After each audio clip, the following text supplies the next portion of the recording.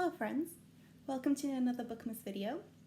Now today I will be reflecting on a video I made in January last year about 5 books I really had to get to in 2019.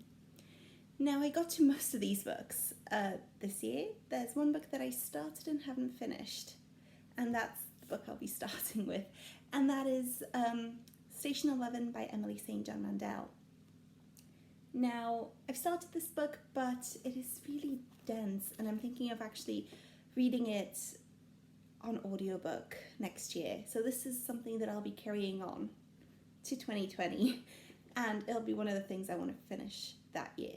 But I'm not going to pressure myself to finish it in December, because I already have a lot of different things I want to do in December. I'm still quite excited about it. It's not what I expected. Sorry, I'm going to change the angle. I don't like this. It's not what I expected. I really liked the beginning, and then it became very character focused and I got confused. But I think this might be perfect to read on audiobook instead of physically, actually. So I'm going to get it, as I've said, on audiobook. We'll see how it goes. It is a post-apocalyptic book following a theatre troupe. It starts out really well. I think it's going to be very good. I still have very high hopes for this, but I think the way I read it doesn't really work for me very well. Now let's get to the books I actually read this year from this list. Okay. Oh, I'm thinking of how to order this. Basically, this is my absolutely favorite book of the year, and that is Princess in Practice by Connie Glynn. This is an absolutely adorable YA book. It's a sequel of the Undercover Princess series, which was one of my favorite books I read last year. And therefore this was on the list. But I was absolutely blown away by how good this book was. Basically, they elaborate on the world. They keep the theme, sort of the aesthetic of the books the same, and everyone here is so adorable, but I don't really want to spoil this book. So, the Undercover Princess series is a book about Lottie Pumpkin and Ellie Wolf, one of whom is a regular girl who gets a scholarship to the Rosewood School, and the other one is a princess who goes there undercover, and they end up being roommates, and basically they end up swapping roles. So Lottie ends up pretending to be a princess while Ellie gets to live a normal life. And it's so expertly crafted. And I know that doesn't sound maybe like the most appealing story, but I have to tell you that this is the best version of that story that I found. And it's just so fluffy. And it is this year that I actually got to meet Connie Glynn when she released the 3rd book in this series, The Lost Princess. So this was just a very Connie Glynn filled year, and I can't be more excited about it. So yeah, amazing book, definitely recommend it. The next book that was on the list was Sabriel by Garth Nix. This book, I'm not sure what I think of this book.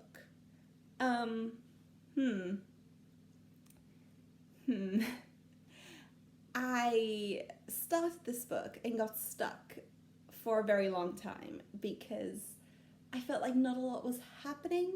It felt really, really slow paced for me, and there weren't a lot of human characters around, which is something that I usually do need to anchor me in the story.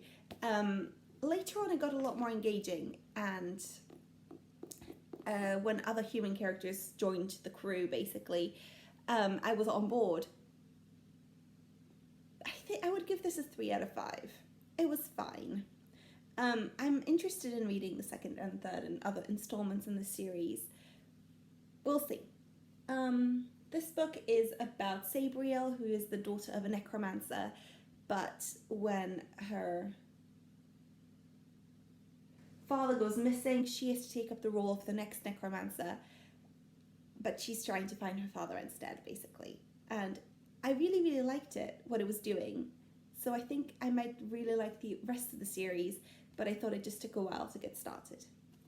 Now, the next book that I've read was an absolute surprise, and that is The Changeling's Journey by Christine Spores. I read this in May. Oh my lord. Oh, okay. This book, okay, it looks fantastic. I loved the cover. It was mostly a cover buy, I'm not gonna lie. However, then I sort of started feeling like it might be a very conventional, typical YA series, which was, I'm not about that, you know? But then, as soon as I started reading it, there was so much detail on the different traditions of this fantasy world, and the story was so engaging, and there were queer characters, and there was a straight romance that I actually rooted for, which is very rare for me. I loved everything about this book. Just imagine this, okay? I hate stories with fairies in them. I'm sorry, I do. I've never liked a fairy story until now. This book has fairies in it, and it didn't completely throw me off the story. This is, again, one of my favorite books that I've read this year, and I'm so glad I actually read it, because I was going to throw it out. I was going to just give up on that and just not read it. But I did, and I'm very happy with that. Now, another story, another book that I was going to mention here is The Long Way to a Small Angry Planet by Becky Chambers. I finished the book, but again, I think it was very similar to Sabriel, where it was very slow-paced. Like, very slow-paced. Painfully slow-paced. I really liked the story as it developed, but I think I'm going to reread it, and I'm going to reread it in audiobook form. That is all I can tell you about it for now, because I don't think I am the right person to have a genuine objective opinion about this. And lastly, the last book on this list also made it to one of my favorite books of the year. So you can see that basically the result of this is either these books end up being my favorites, or I'm not super impressed by them, and usually because they're really slow-paced. Which is really interesting, because I think sometimes I really like slow-paced books and sometimes I don't. And I think that comes out in this particular pile. But without further delay, the last book on this list, A Gathering of Shadows by V. Schwab. I just finished this book last month in November when I was in London. And that's basically what happened. I read this book in 4 days, while being in London and going from place to place, attraction to attraction, basically looking around the sites. So I did not have that much time to read this book.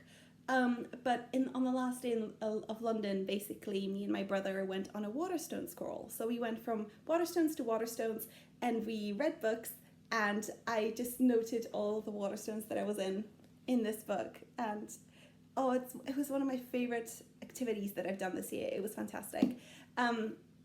But yes, I fell in love with this book, and I mentioned in my in the original video that I was worried about this particular book because it's very, very dense. Look at that. I read that in 4 days. So you can see how sometimes slow-paced books work for me, sometimes they don't. This is one of my new favorite books, and it made V.E. Schwab one of my new favorite authors. I've read books by her before. This is the second book in the series. But I think this is the book that really solidified my love for V. Schwab for the first time. It was so good. It was so good. Okay, this story, A Dark Shade of Magic, is about Kel, who is adopted by the royal family of a fantasy kingdom because he's a magician in a way, and he has the ability to move from one London to another through different alternate realities.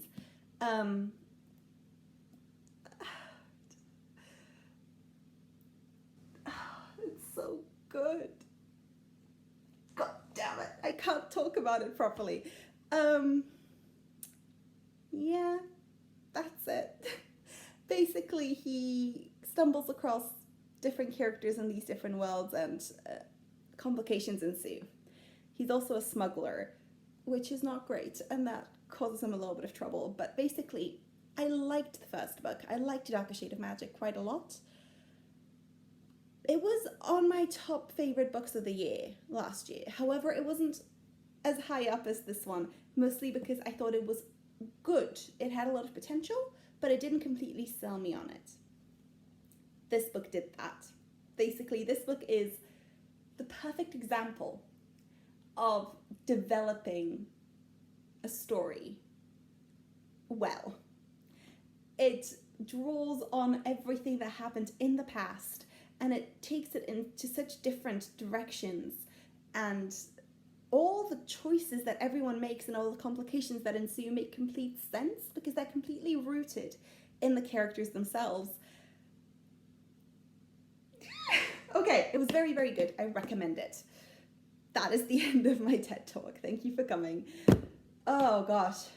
So those were the books that I planned to read this year. I read most of them this year. I have one book that I'm carrying on into the next year, into 2020. And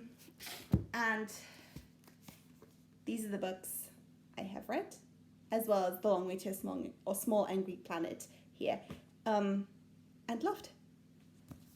So yeah, thank you so much for your time. Tell me down below if you've read some of these books, what you thought, and if you do like The Gathering of Shadows, do tell me about it because I love this book. I've not read the third one. That will probably also be on my most anticipated books to read next year as well. But okay, thank you so much. Enjoy your Christmas holiday time, presents, chocolate stuff. I'll see you soon. Bye.